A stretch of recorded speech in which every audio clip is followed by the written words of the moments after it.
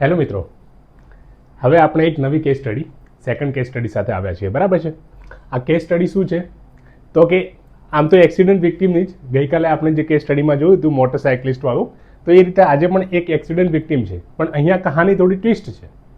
કહાની ટ્વિસ્ટ કઈ રીતે છે તો એ જોઈએ. ગઈકાલે કંપનીની અંદર એમને ડીલ લેવાની હતી, એના માટેની હતી, પણ આજે આ એક તમે યુપીએસસી એસ્પિરન્ટ છો, તમે એક યુપીએસસી એસ્પિરન્ટ છો અને તમારી કહાની છે, તમે એક ઇન્ટરવ્યૂ માટે ફાઇનલ ઇન્ટરવ્યૂ છે તમારો, એના માટે જઈ રહ્યા છો અને એની અંદર તમે એક્સિડન્ટ વચ્ચે જોવો છો, તો એના માટેની આ કહાની છે. એટલે એ કહાની પેલી કહાની કરતાં અલગ છે, આ કેસ સ્ટડી એના કરતાં અલગ છે અને આ કેસ સ્ટડી આપણે આજે કરવાની છે. ઓકે, ચલો કેસ સ્ટડી આપણે વાંચીએ છીએ. You are aspiring UPSC aspirant. તમે કોણ છો? એક એસ્પિરન્ટ છો, યુપીએસસી ઓફિસર બનવાના. તમે એક આઈએએસ ઓફિસર બનવાના છો, એવી એક તમે એના માટેના એસ્પિરન્ટ છો. એસ્પિરન્ટ એટલે કે આપણે યુપીએસસીની તૈયારી કરી રહ્યા છીએ.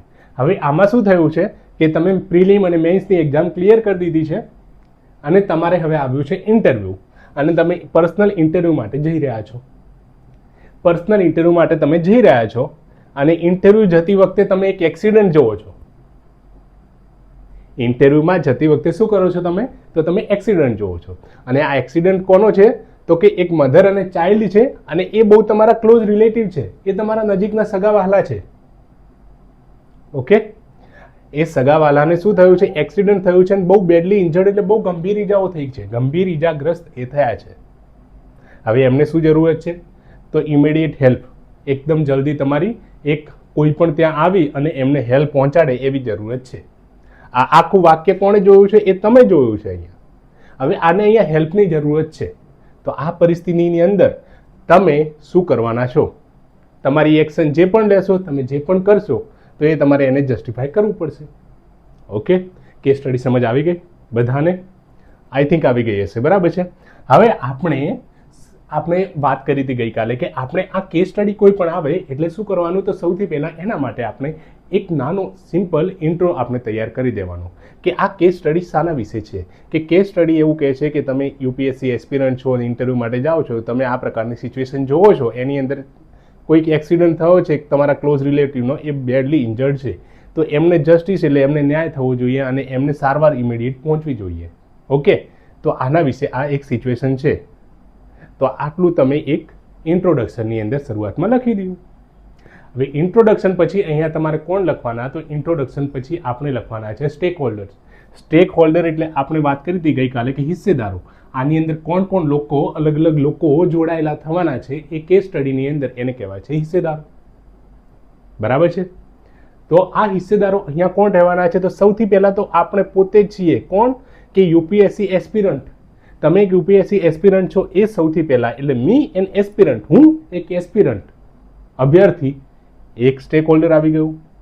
હવે રસ્તામાં જતા તો મધર અને ચાઇલ્ડ જે ઇન્જર થયા છે, જે મારા ક્લોઝ રિલેટિવ છે, એ તો એક સ્ટેક હોલ્ડર આવી ગયા. એટલે માય રિલેટિવ જે વિક્ટિમ છે એ સ્ટેક હોલ્ડર આવી ગયા.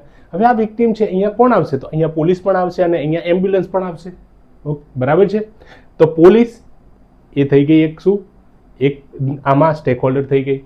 પછી એમ્બ્યુલન્સ આવશે એટલે એ હોસ્પિટલમાં લઈ જશે, તો હોસ્પિટલ. હવે હોસ્પિટલનો સ્ટાફ ને દરેક વસ્તુ, એટલે એ ઓવરઓલ હવે ઇન્ડિવિજ્યુઅલી આપણે વાત નહીં કરીએ, કારણ કે એમ્બ્યુલન્સ આવશે તો કદાચ ડૉક્ટર આવે, નર્સિંગ સ્ટાફ આવે, અથવા વોર્ડ બોય આવે, અલગ અલગ લોકો આવે અને હોસ્પિટલમાં લઈ જાય છે, તો આપણે કલેક્ટિવલી એક હોસ્પિટલ લખીશું. ઓકે, એટલે અહીંયા હોસ્પિટલ એ પણ એક સ્ટેક હોલ્ડર આવી ગઈ. અને લાસ્ટ વસ્તુ જે એક આપણે આમાંથી કદાચ મિસ કરી દઈશું, તમે વિચારો, તમને કોઈ દેખાય છે આમાંથી એક સ્ટેક હોલ્ડર હજુ બાકી રહી ગયો?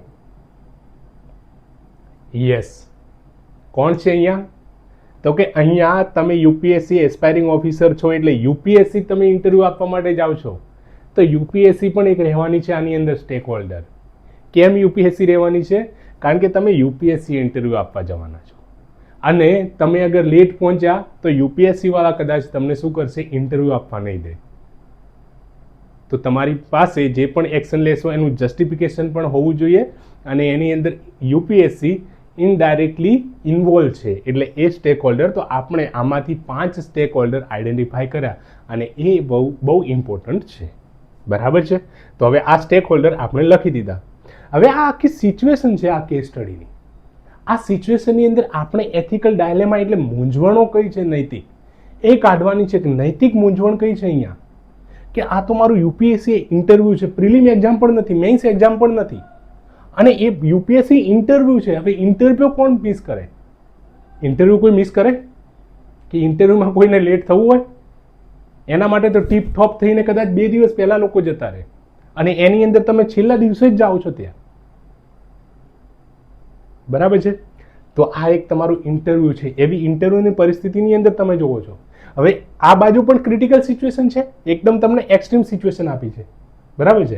અને આ બાજુ પણ એક્સ્ટ્રીમ સિચ્યુએશન આપી છે કે એક્સિડન્ટ વિક્ટિમ તો છે જ, સાથે સાથે કોણ છે? તમારા ક્લોઝ રિલેટિવ છે, અને એમને પણ ઇમિડિયેટ હેલ્પની જરૂર છે. ઇમિડિયેટ કેમ હોય જ્યારે કોઈને જરૂરત? તો કે વધારે કદાચ ઈજાગ્રસ્ત થયા હોય ને તો એટલા માટે જરૂરત હોય. એટલે આ બાજુ પણ બહુ એકદમ એક્સ્ટ્રીમ સિચ્યુએશન આપી દીધી. બરાબર છે? તો આ અહીંયા ડાયલેમા કયા પ્રકારના છે? તો કે ડાયલેમા છે personal wellbeing versus social duty. Personal wellbeing એટલે કે હું યુપીએસસીનું ઇન્ટરવ્યૂ આપીશ તો કદાચ હું પાસ થઈ જઈશ તો યુપીએસસી ઓફિસર બનીશ, એટલે મારું પર્સનલ વ્યક્તિગત એ ગ્રોથ, વ્યક્તિગત સારું થાય એ મારો એક ધ્યેય છે. અથવા તો બીજી બાજુ સોશિયલ ડ્યુટી. સોશિયલ ડ્યુટી એટલે સમાજની તરફની મારી કેટલીક ફરજ હોય. કઈ? ધારો કે કમ્પેશન, આ એક્સિડન્ટ વિક્ટિમ છે એમના માટે મારે કમ્પેશન, કરુણા હોવી જોઈએ કોઈના માટે. કોઈની લાઈફ સેવિંગનો સવાલ છે, અહીંયા જિંદગી બચાવવાનો સવાલ છે. અહીંયા આ તમારા ક્લોઝ રિલેટિવ ના હોય ને તો પણ તમે ઇન્ટરવ્યૂ માટે જાઓ છો ને, ક્લોઝ રિલેટિવ ના હોય, કોઈ પણ હોય સામાન્ય, તો પણ તમારી અંદર એક કમ્પેશન, એક કરુણાનો ભાવના જવું જોઈએ. તો અહીંયા કઈ છે? Personal wellbeing versus social duty એક પ્રકારનું એથિકલ ડાયલેમા છે. બીજું ઇન્ટેગ્રિટી એન્ડ કમિટમેન્ટ. કમિટમેન્ટ એટલે સમર્પણ. આપણે સમર્પણ કોઈના માટે કેટલું, અથવા ઇન્ટેગ્રિટી, અખંડિતતા કેટલી રાખીએ છીએ, એ બહુ વધારે ઇમ્પોર્ટન્ટ છે. ઇન્ટેગ્રિટી અને કમિટમેન્ટ શાની પ્રત્યે? તો કે મારી ઇન્ટેગ્રિટી અને મારી કમિટમેન્ટ યુપીએસસી પ્રત્યે. યુપીએસસીને લાગવું જોઈએ કે ભાઈ આ કેન્ડિડેટની અંદર નોલેજ તો ચેક થઈ ગયું છે પ્રિલિમ અને મેઇન્સમાં. યુપીએસસીને એ લાગવું જોઈએ કે આ માણસ ખરેખર કાબિલ છે આ પોસ્ટ માટે, આ ટાઈમ પર આવે છે ગમે એમ કરી, અને એની ઇન્ટેગ્રિટી અને ડેડિકેશન અહીંયા બતાવે છે, અહીંયા એનું કમિટમેન્ટ બતાવે છે અહીંયા. તો એ એક એથિકલ ડાયલેમા છે. અને ત્રીજું છે long term impact versus immediate need. Long term એટલે લાંબા ગાળાનો પ્રભાવ, અને ઇમિડિયેટ નીડ એટલે અર્જન્ટ, હમણાં જે જરૂરત હોય એ જરૂરત. તો અહીંયા ઇમિડિયેટ નીડ, ઇમિડિયેટ શું જરૂરત છે? તો કે અહીંયા મધર અને ચાઇલ્ડને એમને હોસ્પિટલ લઈ જવા છે, એ અત્યારે ઇમરજન્સી જરૂરત છે ને એના માટે મારે એમને એટેન્ડ કરવા પડશે. અથવા તો લોંગ ટર્મ ઇમ્પેક્ટ શું છે? લોંગ ટર્મ ઇમ્પેક્ટ કદાચ હું યુપીએસસી ઇન્ટરવ્યૂ પાસ કરી લઉં પછી બનું તો એનો ઇમ્પેક્ટ સોસાયટીની અંદર ભવિષ્યની આવશે. ભવિષ્યમાં જ્યારે હું યુપીએસસી ઓફિસર બની જઈશ અને કંઈક કામ કરીશ સારું, તો એના પર પ્રભાવ પછી પણ. અત્યારે તો અહીંયા ઇમિડિયેટ આનો પ્રભાવ આવશે કે કદાચ ઇમિડિયેટ મારે આ ઇન્ટરવ્યૂ આ લોકોને એટેન્ડ કરવાથી એમની જાન બચી જશે. આ તો મારા ક્લોઝ રિલેટિવ છે, હું અગર હું નહીં જાઉં તો કોણ જશે ત્યાં? બરાબર છે? એટલે આ પ્રકારના એથિકલ ડાયલેમા અહીંયા જોવા મળે. તો હવે આ પરિસ્થિતિની અંદર આપણી પાસે ઓપ્શન્સ કયા રહે? મારી પાસે કયા ઓપ્શન રહે કે હું યુપીએસસી એસ્પાયરન્ટ છું? મારી પાસે, તમારી પાસે, આપણે આ પરિસ્થિતિની અંદર હોઈએ તો આપણી પાસે કયા કયા ઓપ્શન રહે? આપણે શું કરવાનું? તો આપણે અહીંયા મેં નોર્મલી આમ આપણે 3 અલગ અલગ ઓપ્શન લખતા હોઈએ કે એક તો કદાચ આપણે ડાયરેક્ટ ઇન્ટરવ્યૂમાં જતા રહીશું, એ આમને એટેન્ડ નહીં કરીએ. બીજામાં કે આપણે આમને એટેન્ડ કરીશું. ત્રીજામાં આપણે કંઈક ઓર વસ્તુ એક પોઈન્ટ કાઢીશું. બરાબર? તો અહીંયા આપણે હવે 2 જ પોઈન્ટ મેં લખ્યા છે, 2 જ ઓપ્શન લખ્યા છે. મારી પાસે અત્યારે 2 ઓપ્શન છે. એક આ તો હું આમને હેલ્પ કરવા માટે જાઉં અને ના જાઉં. તો અહીંયા સૌથી પહેલાં તો છે કે આઈ વિલ એટેન્ડ ઇન્ટરવ્યૂ. હું ઇન્ટરવ્યૂ એટેન્ડ કરીશ, હું આમને હેલ્પ કરવા નહીં જાઉં. હું ડાયરેક્ટ ઇન્ટરવ્યૂમાં જતો રહીશ, એમને જે થવું હોય એ થાય. બરાબર છે? કોઈ આવીને બચાવી લેશે એમને. કદાચ હું એવું વિચારું, હું તો જાઉં મારું ઇન્ટરવ્યૂ, કારણ કે આ મારું ઇન્ટરવ્યૂનો સવાલ છે, મારી લાઈફનો સવાલ છે, મારા કરિયરનો સવાલ છે, એવું વિચારીને જતા રહીએ. અને મોટાભાગના લોકો લગભગ આવું કરતા હોય. આને કહેવાય છે એપેથી. એપેથી એટલે બીજા પ્રત્યે કોઈ સહાનુભૂતિ ના હોય એને કહેવાય છે એપેથી. બરાબર છે? આપણી અંદર કરુણાનો ભાવ ના હોય ત્યારે આવું આપણે વસ્તુ કરીએ. તો આ આપણે આવું રાખવું ના જોઈએ. જો હું ડાયરેક્ટ ઇન્ટરવ્યૂમાં જતો રહીશ અને અહીંયા ક્લોઝ રિલેટિવને એટેન્ડ નહીં કરું તો આનો ફાયદો શું થશે? હું ટાઈમ પર પહોંચી જઈશ ઇન્ટરવ્યૂ માટે. ઇન્ટરવ્યૂ આપવા માટે જઈશ એટલે મારી ઇન્ટેગ્રિટી, અહીંયાનો સવાલ હતો, ઇન્ટેગ્રિટી કમિટમેન્ટ જે યુપીએસસી પ્રત્યેનું છે એ મારું સચવાઈ જશે અને મારો પર્સનલ ગ્રોથ થશે, પર્સનલ વેલબિંગ થશે. પર્સનલ વેલબિંગ થશે. કદાચ હું યુપીએસસી ઇન્ટરવ્યૂ પાસ કરી લઉં તો ભવિષ્યની અંદર મારો આમ ગ્રોથ થશે કરિયરની અંદર. ઓકે, પણ અહીંયા એના આપણે જસ્ટિફિકેશનમાં એ પણ કે નેગેટિવ આનું નેગેટિવ વધારે છે, કેમ હું એટેન્ડ નહીં કરું? નેગેટિવ એ છે કે ક્રાઇસિસ ઓફ કન્સાયન્સ વાળી સિચ્યુએશન આવી ગઈ. અહીંયા ક્રાઇસિસ ઓફ કન્સાયન્સ તમને ખબર છે અને તમારો અંતરાત્મા કહે છે કે આ તમે ખોટું કર્યું છે, તમે ઇન્ટરવ્યૂ આપવા માટે જતા રહ્યા છો. આ તો અહીંયા કદાચ એમને એ લાઈફનો સવાલ છે, જિંદગીનો સવાલ છે, એટલે તમને અંદરથી ખુશ નહીં થવા દે. કદાચ આના લીધે તમારું યુપીએસસી ઇન્ટરવ્યૂ પણ સારું ના જાય. અહીંયા એ પણ બતાવે છે કે કમ્પેશન, તમારી અંદર કરુણાનો ભાવ નથી. અને યુપીએસસી ઓફિસર, કોઈ પણ યુપીએસસી તમે બનો છો, પબ્લિક એસ્પિરન્ટ હો, તો તમારી અંદર કમ્પેશન હોવી જોઈએ. જે ઇમ્પોર્ટન્ટ હ્યુમન વેલ્યુઝ અને foundational value for civil servant જે હોય છે એની અંદર કમ્પેશન હોવું જ જોઈએ દરેકની અંદર. દલાઈ લામા, બુદ્ધિઝમ, હિન્દુઇઝમ, ગીતા, કોઈ પણ રિલિજન, ટેક્સ રિલિજનના છે, એ બધા જ સૌથી પહેલાં શાના પર? કમ્પેશન પર વાત કરે છે કે તમારી અંદર દયા ભાવના હોવા જોઈએ, હ્યુમેનિટી હોવી જોઈએ, માનવીયતા હોવી જોઈએ. બરાબર છે? એટલે આ મારી કોમ્પ્રોમાઇઝ થશે આ બધી વેલ્યુઝ. હવે બીજો ઓપ્શન છે કે I will attend accident injured relative. એટલે હું પહેલાં આ જે રિલેટિવ છે, એક્સિડન્ટનો જે શિકાર થયા છે, ભોગ બન્યા છે, એમને એટેન્ડ કરીશ અને પછી હું ઇન્ટરવ્યૂ માટે જઈશ. તો કે યસ, આઈડિયલ પાથ આ જ છે. આઈડિયલ મેન જે કોણે સોક્રેટિસે કહ્યું છે, આઈડિયલ મેન સોક્રેટિસે એ પણ આની જ વાત કરે છે કે આઈડિયલ મેન કોને કહેવાય? કે જે બીજાને જોવે, બીજાની તકલીફને સમજે, બીજાને જસ્ટિસ અપાવવા માટે, બીજાને ન્યાય અપાવવા માટે કામ કરે. તો એ સોક્રેટિસની ડેફિનેશન અહીંયા પુરવાર થાય કે તમે આ ઇન્જર્ડ રિલેટિવને તમે મદદ કરવા માટે ત્યાં પહોંચી ગયા. હવે તમને ખબર છે એમનો તમારે કદાચ નુકસાન તો થઈ શકે છે, ભોગવવું પડે કે તમે લેટ જઈ શકો છો યુપીએસસી ઇન્ટરવ્યૂમાં, અને યુપીએસસી વાળા તમારી પાસે સાંભળે ના તો એના માટે તમારે કેટલાક ઓપ્શન તમારે નીકાળી રાખવાના. કયા તમારી પાસે ઓપ્શન તમારે નીકાળી રાખવાના? કે સૌથી પહેલાં તમારે શું કરવાનું? અહીંયા કે તમે એક્સિડન્ટ વિક્ટિમ પાસે જાઓ છો, હવે તમે એમને જોવો છો કે એમને કેટલી તકલીફ છે, વધારે ઈજાગ્રસ્ત છે, તો તમે ઇમિડિયેટ એમ્બ્યુલન્સને કોલ કરો, એમ્બ્યુલન્સને બોલાવો. એમ્બ્યુલન્સ આવી જાય એની સાથે સાથે તમે એમ્બ્યુલન્સમાં એમને હોસ્પિટલ લઈ જાઓ. સાથે એમના જે તમે ઓળખો છો કે આ તમારા ક્લોઝ રિલેટિવ છે, એટલે એમના ઘરવાળાઓને જે હોય બીજા, એમને ફોન કરી નાખો. ફોન કરી દો કે ભાઈ તમે જલ્દી આવી જાઓ, આ રીતે અમને આ વસ્તુ થઈ છે તો તમારે આવવું પડશે. હોસ્પિટલમાં એમને એડમિશન અપાયું, સાથે સાથે પોલીસને તમે જાણ કરી દો અને પોલીસ કેસ કરી દો એક, કારણ કે એક્સિડન્ટનો સવાલ છે એટલે પોલીસ કેસ કરી દો અને એફઆઈઆર કરાવી દો તમે. હવે એમના નજીકના સંબંધી આવી જાય એ બધા, અને તમે એફઆઈઆર પણ કરાવી દીધી. તમે સાથે સાથે એ વખતે પણ યુપીએસસીને તમે કમ્યુનિકેટ કરી શકો છો કે મારે આ પ્રકારનો ઇન્સિડન્ટ થયો છે, એટલે હું લેટ થઈશ થોડો. તમે યુપીએસસીને ડાયરેક્ટલી કમ્યુનિકેટ ના કરી શકો એ વખતે, તમારી પાસે બહુ ઓછો ટાઈમ હોય, તો તમારે બીજું શું કરી શકો છો? તો કે અહીંયા તમે એફઆઈઆરની કોપી, તમે એફઆઈઆર કરાવી છે, એફઆઈઆરની કોપી તમે રાખો. અને બીજું, હોસ્પિટલની અંદર તમે એમને એડમિટ કર્યા છે, હોસ્પિટલની એક રિસિપ્ટ લઈ લો.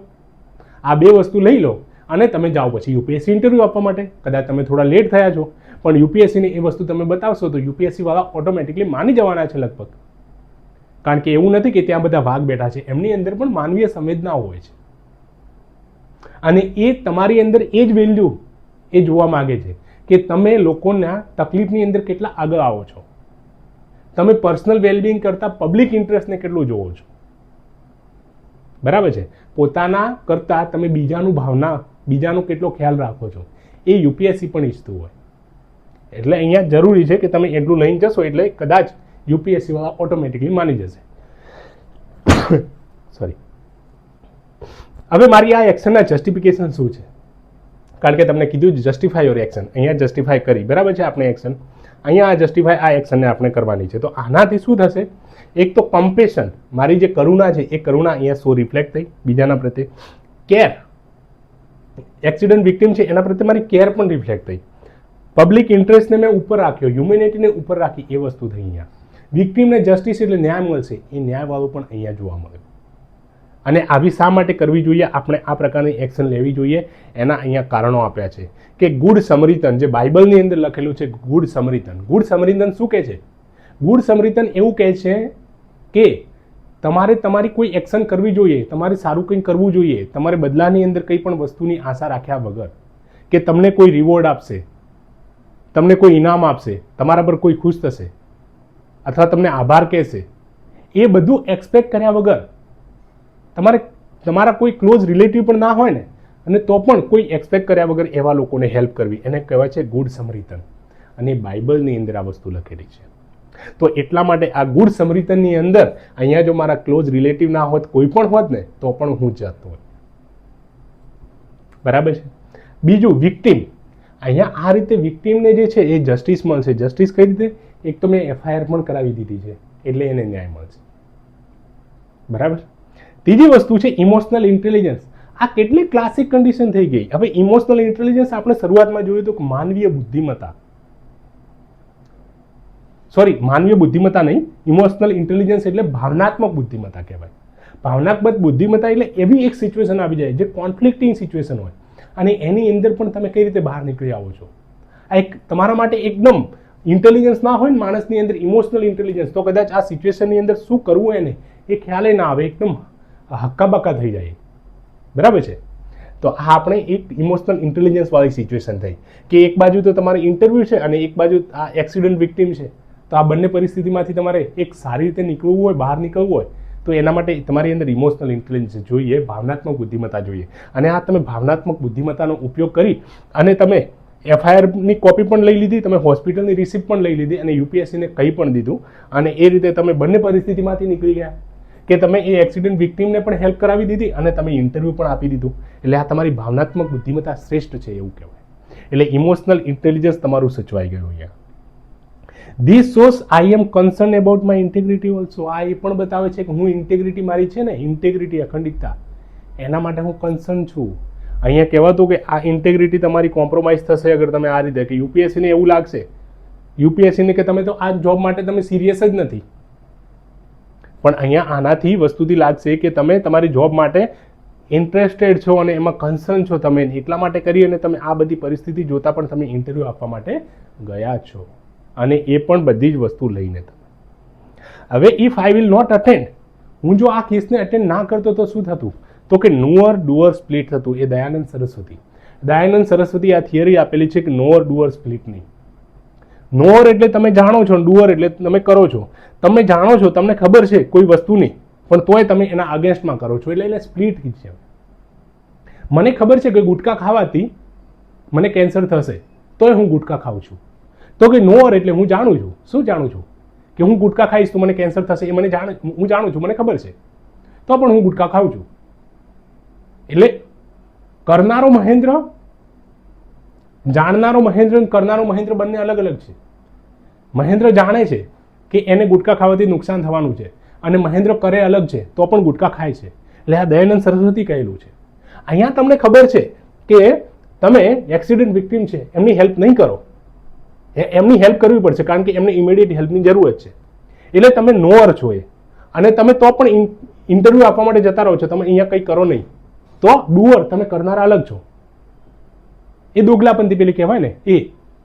બરાબર છે. અને એનાથી તમારા માઇન્ડની અંદર તમે ક્યાંક ને ક્યાંક UPSC ઇન્ટરવ્યૂ આપવા માટે જતા રહેતા ને, તો પણ તમે સારી રીતે ઇન્ટરવ્યૂ આપી ના શકતા. એટલે નોઅર ડુઅર સ્પ્લિટને, આ નોઅર ડુઅર સ્પ્લિટ ના થવું જોઈએ એના માટે કરીને પણ હું એક્સિડન્ટ ઇન્ટરવ્યૂ, આ જે વિક્ટિમ છે એમને અટેન્ડ કરીશ, કે જેનાથી બંને સિંક્રોનાઇઝ દેખાશે કે હું જાણું છું કે એક્સિડન્ટ વિક્ટિમને મારી જરૂર છે અને હું એટલા માટે એમને હેલ્પ કરવા જઈશ. અને નોઅર અને ડુઅર આ સ્પ્લિટ નહીં જોવા મળે અહીંયા.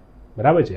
તો આ રીતે કરીને અહીંયા આપણે હજુ આની અંદર આપણે જસ્ટિફિકેશન આપવું હોય તો ગઈકાલે જે પેલી કેસ સ્ટડીની અંદર આપણે આપ્યું કે જ્હોન રોલ્સનો સિદ્ધાંત, સાનો વ્હીલ ઓફ ઇગ્નોરન્સનો સિદ્ધાંત આપ્યો. વ્હીલ ઓફ ઇગ્નોરન્સ શું કહે છે? અજ્ઞાનનો પડદો. તમારે અજ્ઞાનતાનો પડદો નહીં રાખવાનો ઉપર, આંખોની ઉપર. તમને ખબર છે કે આ લોકોને તમારી જરૂર છે, અને એવું પણ થઈ શકે ભવિષ્યની અંદર કે એમની જગ્યા પર તમે હો તો, અથવા તમારા રિલેટિવ હોય તો કોઈ બીજું આવું તમારી સાથે કરે તો કેવું લાગે? તો એ અજ્ઞાનતાનો પડદો એટલે વ્હીલ ઓફ ઇગ્નોરન્સનું જે જ્હોન રોલ્સનો સિદ્ધાંત છે એ સિદ્ધાંત અહીંયા એ તમે લખી શકો છો. ડિયોન્ટોલોજી લખી શકો છો તમે કે તમારો ઇન્ટેન્શન સારો હોવો જોઈએ. તમે એની અંદર ગઈકાલે આપણે જોયું હતું એ કે હ્યુમેનિટીને તમે એન્ડ તરીકે હંમેશા ટ્રીટ કરો, કે હ્યુમેનિટી એટલે માનવીયતાને તમારે ઉચ્ચ પરિણામ તરીકે રાખવાની. તો એ માનવીયતા એ તમે અહીંયા જસ્ટિફિકેશન આપી શકો છો કે માનવીય સંવેદનાઓના લીધે હું અહીંયા આ લોકોને એટેન્ડ કરીશ. એ પણ તમે લખી શકો છો. બહુ બધું લખવા માટે છે, સારી વસ્તુ છે. અહીંયા તમારે લખવું હોય તો એ ઓછું નહીં પડે. આપણે અલગ અલગ કેસ સ્ટડીની અંદર બેસ્ટમાં બેસ્ટ એક્ઝામ્પલ, બેસ્ટમાં બેસ્ટ કોટેશન, બેસ્ટમાં બેસ્ટ થિંકર અને દરેક વસ્તુ સાથે અને બેસ્ટમાં બેસ્ટ જસ્ટિફિકેશન સાથે અહીંયા આવીશું. તમને કોઈ પણ જગ્યાએ આ કેસ સ્ટડીની અંદર કોઈ જગ્યાએ તકલીફ નહીં આવે, બરાબર છે. 15 કેસ સ્ટડી આપણે કરાવીશું પણ ચકાચક કરી દઈશું. બસ તમારે જોતા રહેવાનું છે. ઓકે, તો આ કેસ સ્ટડી આપણે થઈ ગઈ ક્લિયર. હવે આપણે નેક્સ્ટ કેસ સ્ટડી સાથે આવીશું. Thank you so much.